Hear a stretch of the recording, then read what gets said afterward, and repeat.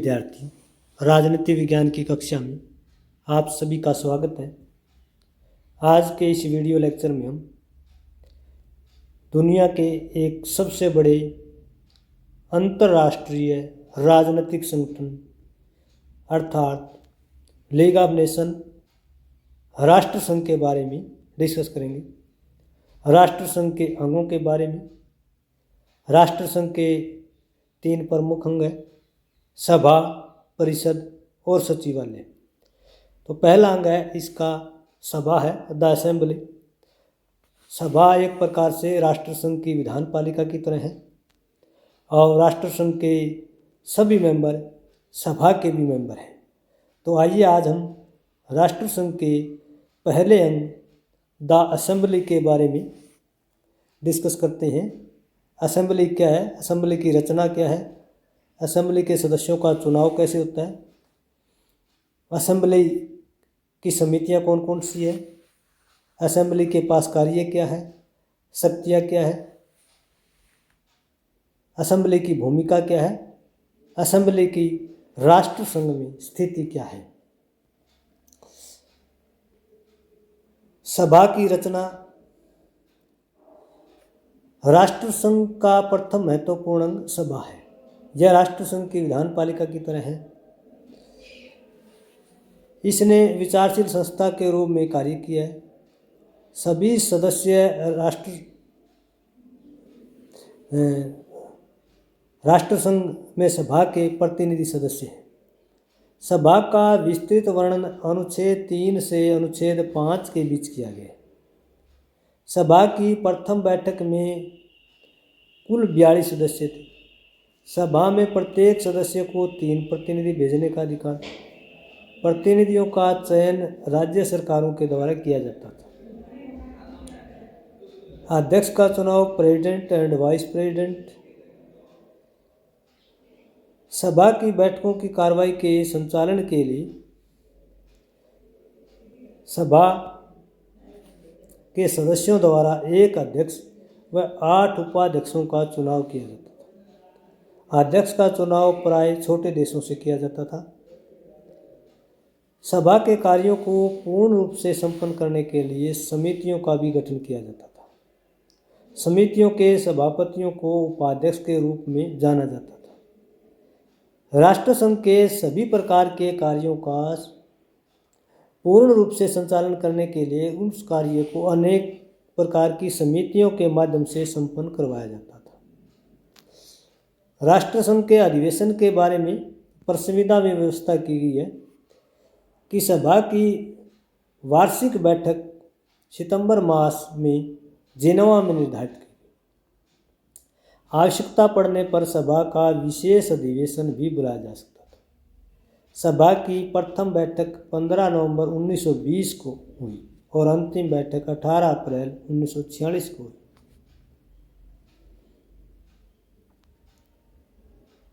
Working language के बारे में दिया गया है राष्ट्र संघ की संविधा में कि सभा में कार्यों को अंग्रेजी व फ्रेंच भाषा के द्वारा संपन्न किया जाता था। सभा में सदस्यों की मतदान प्रक्रिया के बारे में भी संविधा में दिया गया है। सभा में निर्णय आम राय से लिए जाते थे। प्रत्येक राष्ट्र की सहमति ली जाती थी। सभा में निर्णय लेने के 4 पद्धतियाँ थी। एक साधारण बहुमत द्वारा, दूसरा पूर्ण बहुमत द्वारा, तीसरा 2/3 बहुमत द्वारा और चौथा सर्वसम्मति द्वारा।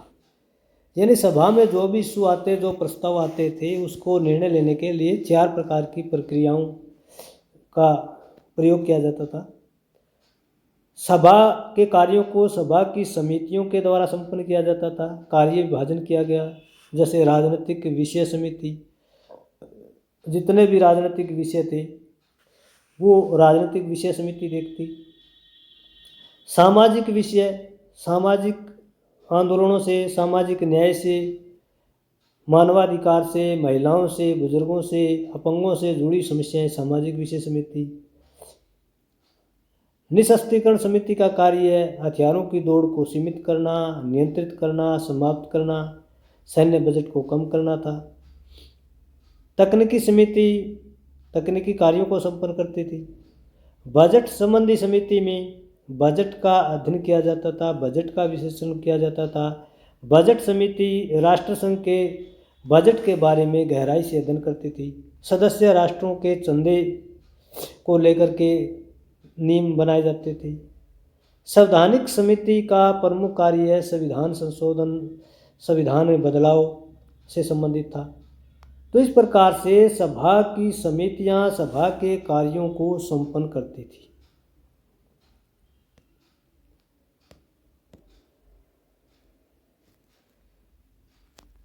राष्ट्रसंघ की प्रसंविधा के अनुच्छेद 3 से 5 के बीच सभा के कार्यों का वर्णन किया गया है। अंतर्राष्ट्रीय शांति एवं सुरक्षा इसका प्राथमिक कार्य है, इंटरनेशनल पीस एंड सिक्योरिटी। राष्ट्रसंघ की प्रसंविधा में दिया गया है कि राष्ट्रसंघ की स्थापना का एक बहुत बड़ा जो कारण रहा है वो अंतर्राष्ट्रीय शांति एवं सुरक्षा का रहा है। राष्ट्रसंघ की उत्पत्ति का प्रमुख कारण विश्व को दूसरे विश्व युद्ध की भीषका से बचाना था। प्रथम विश्व युद्ध की भयानकता को ध्यान में रखते हुए राष्ट्रसंघ की स्थापना की गई। 1914 से लेकर 1919 तक जो भयंकर जनधन की हानि हुई उसी को ध्यान में रखते हुए किसी ऐसे अंतर्राष्ट्रीय संगठन की आवश्यकता महसूस की गई जिससे कि सेकेंड वर्ल्ड वॉर ना हो। राष्ट्रसंघ की प्रस्तावना में संघ का उद्देश्य अंतर्राष्ट्रीय स्तर पर राष्ट्रों की प्रभुसत्ता, एकता, अखंडता व सुरक्षा को बनाए रखने के लिए जिम्मेदार बनाया गया। प्रसंविधा के अनुच्छेद 10 से 17 तक सदस्य राष्ट्रों की सुरक्षा एवं विवादों के शांतिपूर्ण समाधान की व्यवस्था की गई है। तो राष्ट्रसंघ की प्रसंविधा में राष्ट्रसंघ की सभा का प्रमुख कार्य अंतर्राष्ट्रीय स्तर पर शांति एवं सुव्यवस्था का निर्माण करना है। राष्ट्रसंघ का एक महत्वपूर्ण कार्य वैधानिक कार्य भी है। विधि विधान से संबंधित, कानून निर्माण से संबंधित, नियम निर्माण से संबंधित राष्ट्रसंघ की सभा को विश्व की विधान पालिका कहा जाता है। ये विश्व की विधान पालिका की तरह थी, कानून निर्मात्री संस्था की तरह थी, नियम निर्माण निर्मात्री संस्था की तरह थी। सभा का एक महत्वपूर्ण कार्य मानव हित में अंतर्राष्ट्रीय संधि व समझौते का निरीक्षण करना था। प्रसंविधा के अनुच्छेद 26 में परिषद की सर्वसम्मति एवं सभा के बहुमत द्वारा संशोधन किया जाता था। यानी इसमें मुख्य जो शक्तियाँ थी संशोधन से संबंधित वो परिषद को दी गई थी, लेकिन परिषद ये कार्य तभी करती थी जब सभा के बहुमत द्वारा ऐसा कुछ संशोधन पेश किया जाता। प्रसंविधा के अनुच्छेद 19 के अनुसार शांति विरोधी संधि में बदलाव की व्यवस्था की गई। यानी ऐसी कोई संधि जो राष्ट्रसंघ के उद्देश्यों के विरुद्ध है, राष्ट्रसंघ में विश्व शांति और सुरक्षा का जो वचनबद्धता दी गई है उसके अगेंस्ट अगर किन्हीं 2 या 2 से अधिक राष्ट्रों में संधि है तो वो संधि ऑटोमेटिकली या तो निरस्त हो जाए या उसमें बदलाव के लिए विधानिक कार्य किए जाते थे। और ये कार्य जो है सभा का था। सभा का एक महत्वपूर्ण कार्य निर्वाचन संबंधी शक्तियाँ हैं। निर्वाचन संबंधी शक्तियों में सभा की प्रभावशाली भूमिका थी। जैसे सभा अपने कार्यों को संपन्न करने के लिए विभिन्न समितियों का गठन करती है। अपने सदस्यों में से सभा एक अध्यक्ष और 8 उपाध्यक्षों का चुनाव करती है। सभा की निर्वाचन संबंधी शक्तियों में प्रविष्ट सदस्यों के बारे में, यानी जो सदस्य राष्ट्रसंघ के प्रारंभिक सदस्य नहीं है, बाद में आए हुए सदस्य हैं, उनको प्रविष्ट सदस्य बोलते हैं। और इन सदस्यों की सदस्यता ग्रहण करवाने में सभा की ही महत्वपूर्ण भूमिका रहती थी। सभा अपने 2/3 बहुमत से नए राष्ट्रों को प्रवेश दिलाने का अधिकार रखती थी। परिषद के अस्थायी सदस्यों का निर्वाचन प्रति वर्ष सभा द्वारा किया जाता था। अंतर्राष्ट्रीय स्थायी न्यायालयों के 15 न्यायाधीश का चुनाव परिषद की सहमति पर सभा द्वारा किया जाता था। अंतर्राष्ट्रीय न्यायालय के 15 न्यायाधीशों का जो चुनाव है वो सभा परिषद की सहमति पर सभा द्वारा किया जाता था। ये भी निर्वाचन संबंधी शक्तियाँ सभा के पास थी। राष्ट्रसंघ के महासचिव की नियुक्ति परिषद द्वारा प्रस्तावित सभा की सहमति पर की जाती थी। यानी चाहे अध्यक्ष उपाध्यक्ष का चुनाव हो, नए सदस्यों का प्रवेश हो, या अस्थायी सदस्यों का निर्वाचन हो, या स्थायी न्यायालय के 15 न्यायाधीशों का चुनाव हो, या महासचिव की नियुक्ति हो। परिषद के साथ साथ जो है इसमें सभा की स्वीकृति अनिवार्य थी। सभा की एक महत्वपूर्ण शक्ति निरीक्षणात्मक कार्य है। सभा के द्वारा संघ के कार्यों का निरीक्षण किया जाता था। संघ कौन कौन से कार्य कर रहा है, कौन कौन से कार्य किए गए, कौन कौन से कार्य बकाया है। सभा द्वारा परिषद व सचिवालय के कार्यों की भी निगरानी की जाती कि परिषद द्वारा कौन से कार्य किए जा रहे हैं, सचिवालय में किस तरह के कार्य हो रहे हैं। सभा अधिदेश देशों, मैंडेट क्षेत्र और अल्पसंख्यकों की समस्याओं पर चिंतन करती थी। महासचिव द्वारा वार्षिक प्रतिवेदन सभा में ही प्रस्तुत किया जाता था। जो एनुअल रिपोर्ट है, तथ्य और आंकड़े जो प्रस्तुत किए जाते थे राष्ट्रसंघ के बारे में, उसकी क्या सफलताएं रही, क्या कमजोरियां रही, वो भी जो है सभा के द्वारा ही सचिवालय में प्रस्तुत किया जाता था। तो सभा को जो है राष्ट्रसंघ की महत्वपूर्ण भूमिका का निर्वाह करने की जिम्मेदारी दी गई।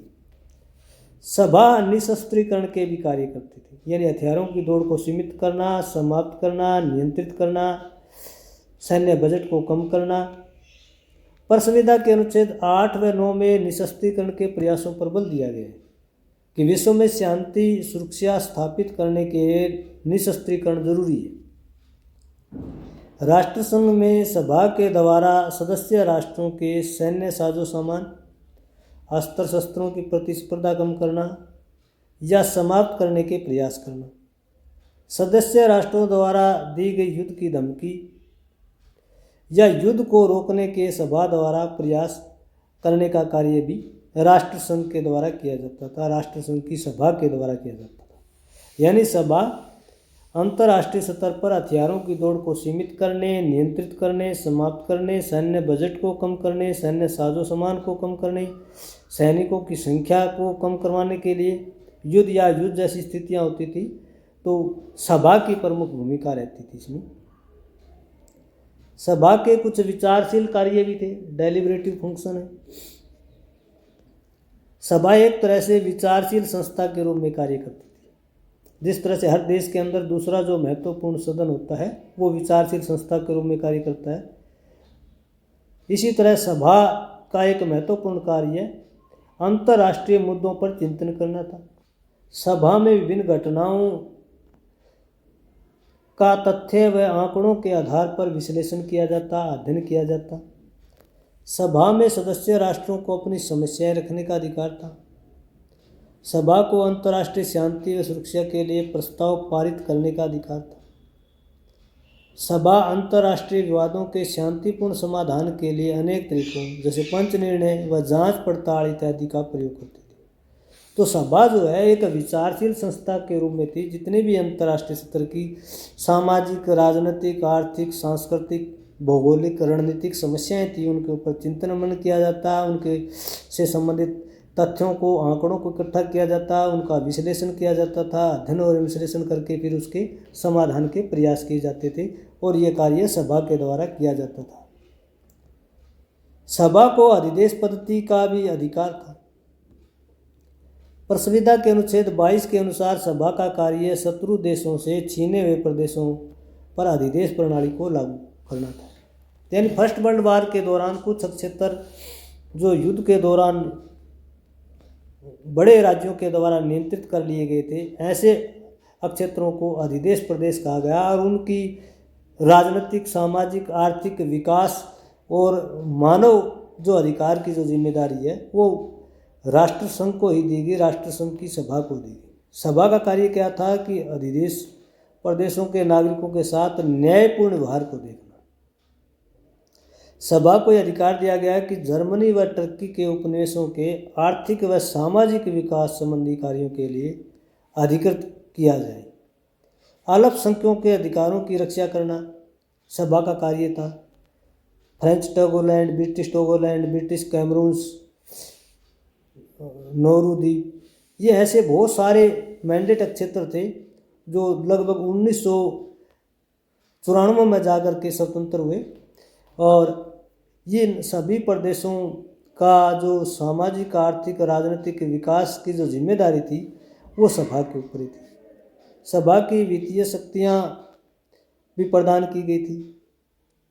सभा के द्वारा ही महासचिव इसमें वार्षिक आय व्यय का विवरण प्रस्तुत करता था। सदस्य राष्ट्रों में अनुदान राशि उनके क्षेत्रफल, जनसंख्या व आर्थिक स्थिति के आधार पर निर्धारित की जाती थी। यानी सभा यह निर्धारित करती थी कि सदस्य राष्ट्र संघ के बजट में कितना अनुदान देंगे, और ये अनुदान के लिए एक पैमाना निर्धारित किया गया है कि उस देश का क्षेत्रफल कितना है, उस देश की जनसंख्या कितनी है, उस देश की आर्थिक स्थिति कैसी है, उसी के आधार पर जो है चंदे की राशि निर्धारित की जाती है। बजट को पास करने की स्वीकृति भी सभा के द्वारा प्राप्त की जाती थी। तो ये आज का एक बहुत ही अंतर्राष्ट्रीय संगठन का महत्वपूर्ण टॉपिक था, जिसमें हम राष्ट्र संघ की असेंबली के बारे में, राष्ट्र संघ की सभा के बारे में अध्ययन कर रहे थे कि सभा की रचना क्या है, सभा में कुल सदस्य कितने होते हैं, उनका चुनाव कैसे किया जाता है, कार्यकाल क्या है, सभा का कार्य समितियों के माध्यम से कैसे किया जाता है, सभा के पास कौन कौन सी शक्तियाँ हैं, सभा कौन कौन से कार्य करती है, सभा की स्थितियाँ क्या है। तो राष्ट्र संघ के प्रथम और महत्वपूर्ण अंग सभा से संबंधित आज का ये वीडियो लेक्चर आपको कैसे लगा कमेंट करके ज़रूर बताइएगा। अगर लेक्चर पसंद आता है तो इसे लाइक कीजिए, अपने मित्रों के साथ शेयर कीजिए और मेरे इस यूट्यूब चैनल को सब्सक्राइब करना न भूलिए। धन्यवाद।